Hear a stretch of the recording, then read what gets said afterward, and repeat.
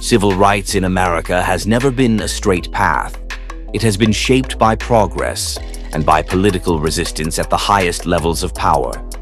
Here are two well-known U.S. presidents connected to major civil rights controversies or setbacks. Richard Nixon's civil rights record is complex and often debated. On one hand, his administration enforced school desegregation in parts of the South more aggressively than previous presidents, and supported policies like the Philadelphia Plan, which expanded early federal affirmative action efforts in hiring.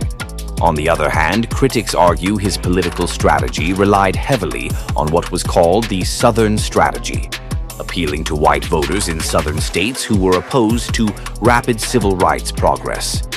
His administration also emphasized law and order messaging during a time of widespread civil unrest, which critics say contributed to harsher policing approaches toward protest movements.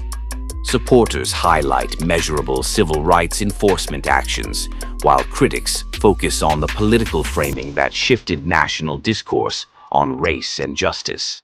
Donald Trump's presidency was heavily debated on civil rights issues, especially around race, immigration, and protest policing.